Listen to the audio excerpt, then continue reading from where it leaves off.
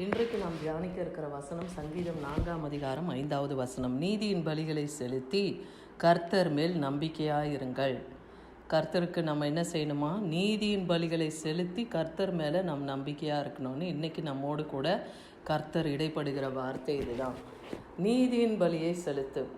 நீதியின் ஸ்தோத்திர பலி என்னன்னா, கர்த்தர் நல்லவர், அவர் கிருபை என்றும் உள்ளது. அவர் நீதியுள்ள தேவன், அவர் நித்திய நியாயாதிபதி, அவர் நன்மை செய்கிற தேவன், அவர் கிருபையும் சத்தியத்தையும் காக்கிறவராக இருக்கார். அப்படிப்பட்ட தேவனுக்கு நாம் நீதியின் பலியாகிய ஸ்தோத்திர பலிகளை நாம் செலுத்தி கர்த்தர் பேரில் நம்முடைய நம்பிக்கையை வைக்கணுன்றார்.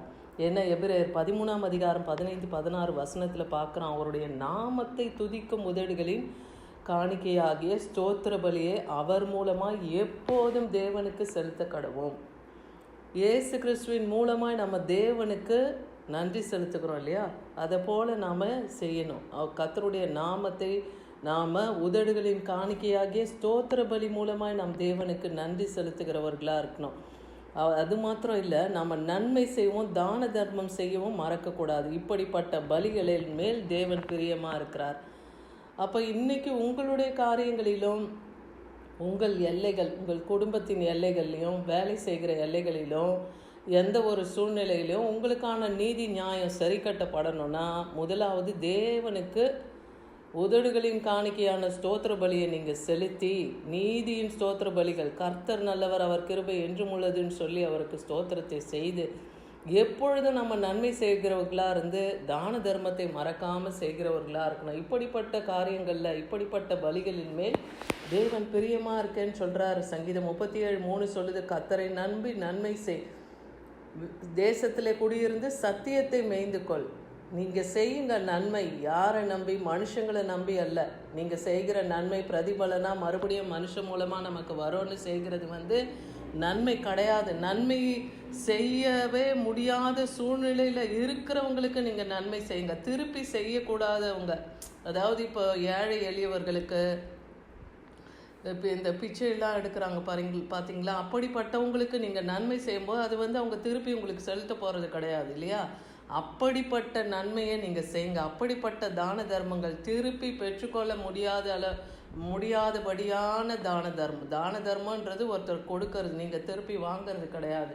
நீங்கள் அப்படி நன்மையை செய்யும்போதும் தேசத்தில் குடியிருந்து சத்தியத்தை மேய்ந்து கொள்ளுங்கள். கர்த்தருடைய வார்த்தை என்ன சொல்லுகிறதோ அதன்படியே நம்ம நடந்து கொண்டு போவோமானால், கர்த்தர் பேரிலே உங்கள் நம்பிக்கையை வைப்பீர்களானால், கர்த்தர் உங்களுடைய எல்லா காரியங்களையும் வாய்க்க பண்ணுவார். சங்கீதம் 51:19 சொல்லுது, அப்பொழுது தகன பலியும் சர்வாங்க தகன பலியும் ஆகிய நீதியின் பலிகளில் பிரியப்படுவீர்.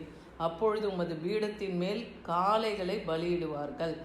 அப்போ தகன பலி, சர்வாங்க தகன பலி, நீதியின் பலிகளிலே பிரியப்படுவீர். அந்த காலத்தில், மோசே காலத்துலலாம் ஆசரிப்பு கூடாரம் இருந்தது. அங்கே செய்கிற எல்லா பாவங்களுக்காகவும் குற்ற நிவாரண பலி, பாவ நிவாரண பலின்னு ஒவ்வொன்றுக்கும் ஒரு பலிகளை செலுத்தினாங்க இல்லையா? காளைகளையும் எருதுகளையும் ஆடுகளையும் இது எல்லாத்தையும் தகன பலியாய் செலுத்துகிறாங்க. சர்வாங்க தகன பலியாய் செலுத்திக்கிட்டுலாம் இருந்தாங்க. அதை போல் இன்னைக்கு நீங்கள் தேவனுக்கு நீதியின் பலியை செலுத்துங்க. மற்றவங்களுக்கு நீங்கள் செய்ய வேண்டிய காரியங்கள், நன்மைகள், நீதி, இதை நீங்கள் செய்யுங்க. இதில் கர்த்தர் பிரியப்படுறார். அப்பொழுது உமது பீடத்தின் மேல் காளைகளை பலியிடுவார்கள். கர்த்தருக்கு நீதியின் பலியை செலுத்திட்டு பாருங்க. அப்போ கர்த்தர் உங்கள் பலிகளை அங்கீகரித்து உங்களுக்குரிய பலனை கர்த்தர் கொடுப்பார். 1 பேதுரு 4ஆம் அதிகாரம் 19ஆம் வசனத்தில் பார்க்குறோம், ஆகையால் தேவனுடைய சித்தத்தின்படி பாடு அனுபவிக்கிறவர்கள் நன்மை செய்கிறவர்களாய் தங்கள் ஆத்துமாக்களை உண்மையுள்ள சிருஷ்டி கர்த்தராகிய அவருக்கு ஒப்பு கொடுக்க கடவர்கள். இன்றைக்கி தேவனுடைய சித்தத்தை செய்கிற நாம் பாடு அனுபவிக்கிறவங்களா இருக்குமா? பிரச்சனை போராட்டங்களோடு இருக்கமா?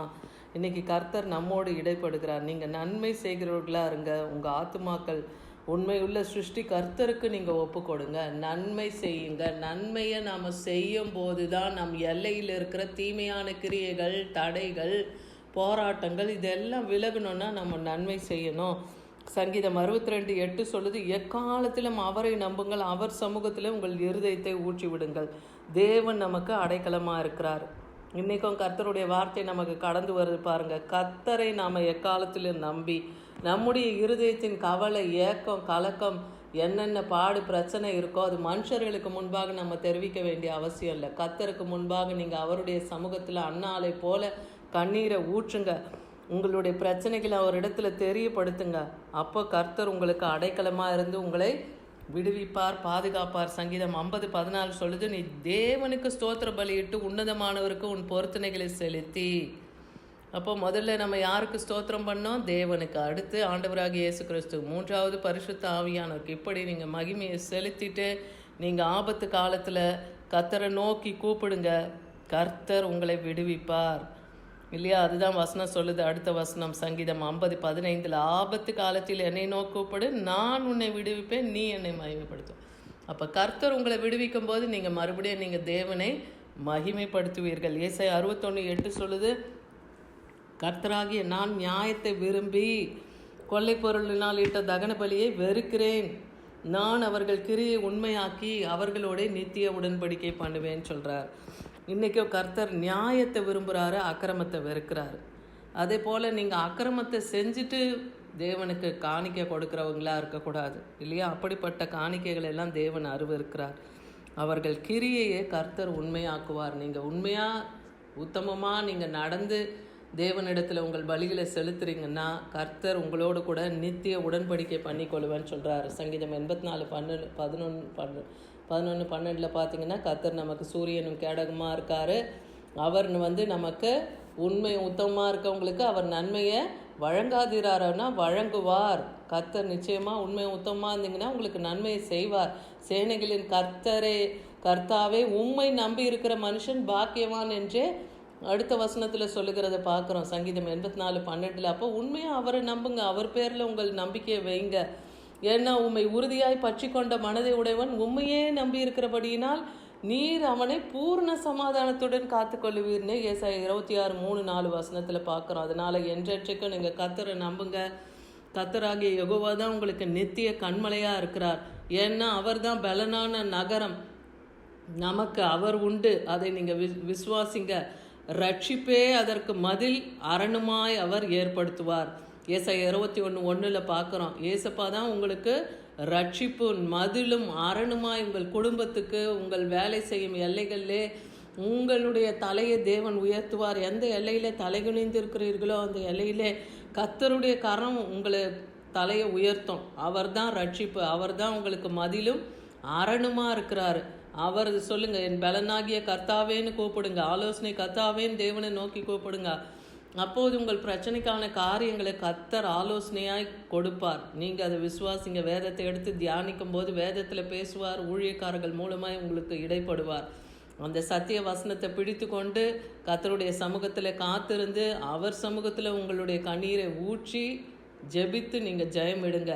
ஏன்னா சங்கீதம் 2:12 சொல்லுது, குமாரன் கோபம் கொள்ளாமலும் நீங்கள் வழியிலே அழியாமலும் இருக்கும்படிக்கு அவரை முத்தம் செய்யுங்கள். கொஞ்ச காலத்திலே அவருடைய கோபம் பற்றி எறியும். அவரை அண்டி கொண்டு இருக்கிறவர்களுக்கு அவர் பாக்கியவான் என்றே சொல்லப்படுது. அப்போ குமாரன் கோபம் கொள்ளாமல் இருக்கணும்னா நாம் அக்கிரமமான வழிகளை விட்டு விலகி கர்த்தரிடத்தில் திரும்பி அவருடைய பாதத்தை முத்தம் செய்கிறவர்களாக நாம் இருக்கணும்.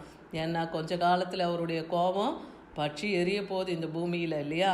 அதனால் அவரை மாத்திரம் நம்ம நம்பிக்கொண்டு இருக்கும்போது நாம் பாக்கியவான்களாக இருப்போம். அதனால் இன்றைக்கி நமக்கு கர்த்தர் கற்றுக் கொடுக்குற வார்த்தையின்படி நீங்கள் தேவனுக்கு ஸ்தோத்திர பலி, நீதியின் பலினா எந்தெந்த எல்லையில் நீங்கள் நீதி நியாயத்தை செய்யணும். உங்கள் உற்றார் பெற்றார் உறவினர்களுக்கும் ஏழை எளியவர்களுக்கு செய்ய வேண்டிய தான தர்மங்களையும் ஊழியக்காரர்களை தாங்குகிறதுலையும் எல்லாத்துலேயும் நீங்கள் உண்மையை உத்தமமாக இருந்தீங்கன்னா கர்த்தர் பேரில் நீங்கள் நம்பிக்கை வைக்கும்போது கர்த்தர் உங்களுடைய காரியங்களை எல்லாம் கேட்டு நிச்சயமாய் பதில் தருவார். ஆமீன்.